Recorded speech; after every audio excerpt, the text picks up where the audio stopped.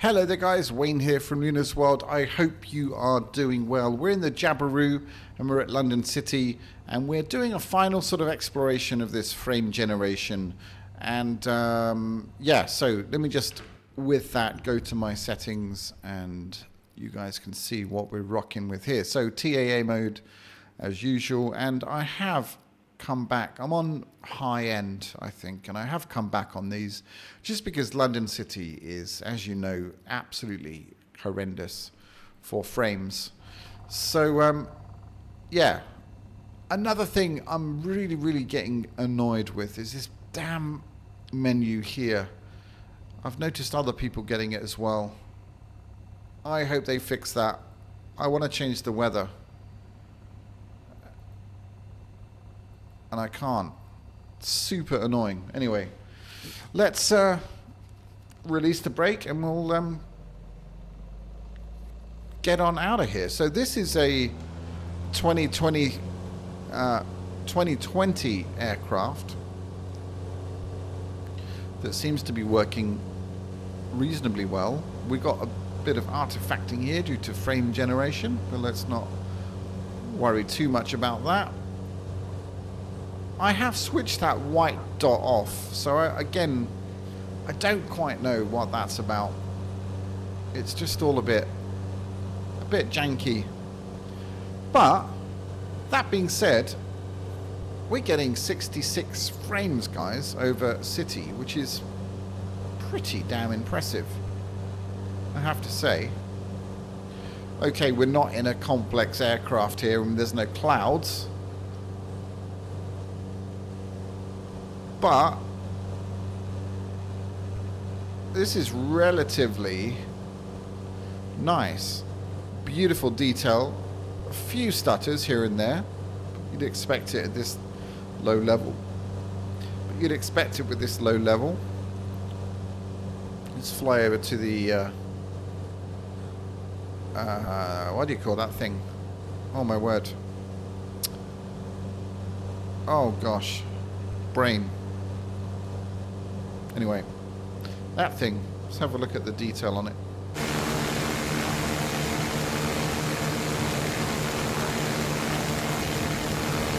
Yeah, at least for me, it is a game changer. It really does give me a smooth and beautiful experience in the sim. And it also gives my 3080 a little bit more life in the old girl. She's got a little bit of go left in her. You know, obviously the 5000 series cards are going to be a complete and utter game changer for Microsoft Flight Sim, especially in VR. So I think, you know, that is something very much to look forward to. But for now, for me, frame generation is just a miracle cure, really, for those, especially in an area like this where we know it's horrendous. Let's just do a test here. Let me just turn it off. We'll keep everything else as it is. Let's do just a fairly straightforward test. And gone are the artifacts. And to be honest, guys, I'm actually quite impressed. 35 frames over City in high settings with a 3080. I mean, yeah, like I said, there's no clouds. If I could bloody turn them on, I would. Oh, there we go. Okay. Well, what's it doing what's the live weather doing right now in London? Let's keep it on live weather. Oh, ooh. Okay. I was going to say that's more like it. Oh, looking very atmospheric down there. I mean, 33 frames with the level of detail that looks like this. There's nothing to sniff at. It's not too bad, to be honest. But if you just hold that image in your mind,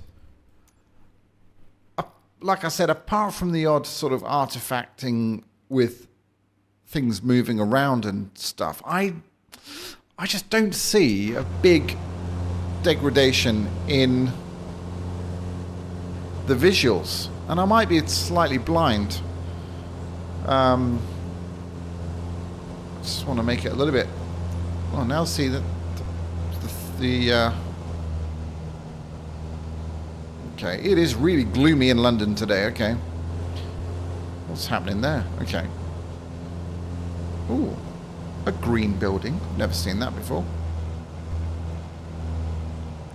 The detail is amazing. We've got fluorescent cars, fluorescent buildings.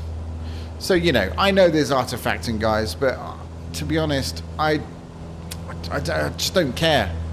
I really don't. It doesn't bother me. Just the level, the smoothness is what I care about. And for me, that's the most important thing.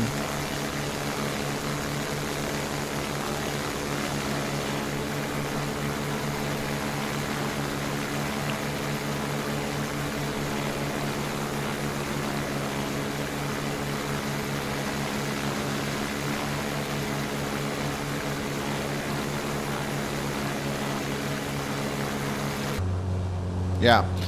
So that's my kind of final thoughts on frame generation. It's I'm a big fan. If I had a 4090, I probably wouldn't be a fan, but I don't. And in that interim, before the 5000 series cards are released, I think this is a no-brainer, certainly for people with not the latest GPUs out there. Anyway, thoroughly enjoying this little tour of London here.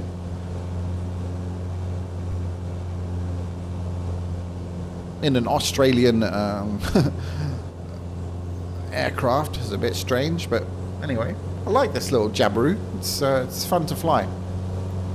Let's see if we can land it on the top of that building there. I think I see a helipad. Where's this turbulence come from? Just suddenly got all windy. That's very unlike England. I think I've been away too long.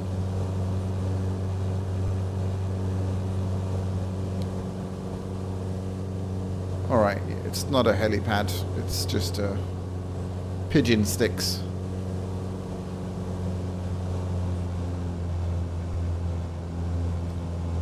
Anyway. Oh, this janky hat switch. But yeah. Alright, let's head back. And guys, you can let me know your thoughts. Have you been playing around with frame generation? Like, do you feel the same benefits as me? Are you excited as me about it? Has it transformed your gaming experience? I mean, in terms of flying in these types of areas, these big built-up cities, London, Tokyo, New York, it's a no-brainer for me. It just gives me that extra, not just an extra edge, but a huge leap in smoothness. And that's what it's about for me. The visuals are nice, don't get me wrong.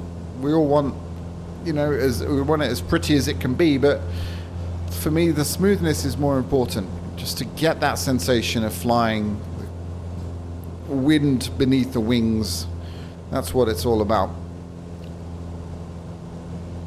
I wonder if Orbex are gonna bother to do their job on these major cities. Like, I know they had a landmarks update which was working in 2020. I wonder if they'll bother doing the same. I mean, I just don't see the need for it, really. It would have to be something pretty spectacular for me to want to pay out, which is kind of a shame, because I love Orbex. I go way back with Orbex. Loved their product since P3D days and X-Plane, and I just think they're such a solid company, have given so much to flight simulation, so it would be a shame to see their products being kind of obsolete in a sense. I mean, I might be talking absolute rubbish. Maybe they've got a trick up their sleeve, who knows. Oh, look at that. Beautiful.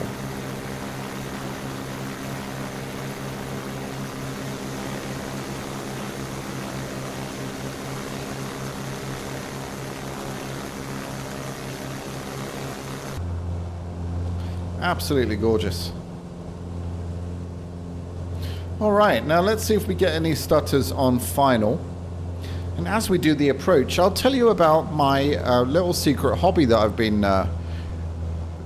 involved with for the past week or so. I've found a new passion, this is going to sound so geeky, to oil rigs and platforms. And, you know, there's a ton of them.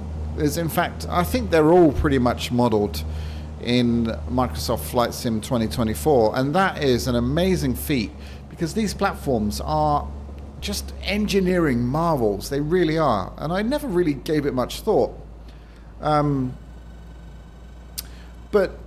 oh, we're a bit high and fast here. Never mind. Anyway, I'll try and finish off what I'm saying. Yeah, rigs. Rigs are amazing. And I've curated a bunch of them. Maybe 100 of them in a little booklet, a PDF with all the ICAO codes and all the information that I could find on each one with lovely little graphics and pictures.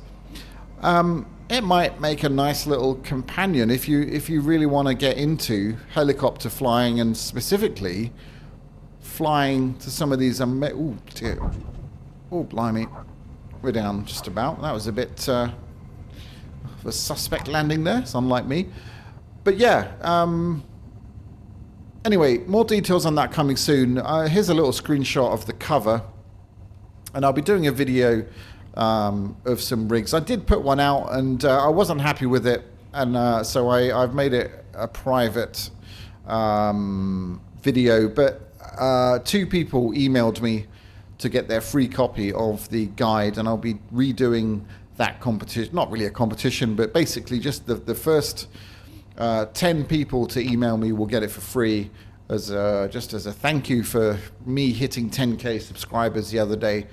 And yeah, and I'll say thank you once again. Thank you so much. I've been stuck at 9.6, 9.7 for so long because of just the lack of content that's been coming out over the past year. So it feels really nice just to hit that huge landmark. I mean, 10,000 subscribers. It is amazing. And I really appreciate all of your support. So with that said, guys, I think that's the end of the video today.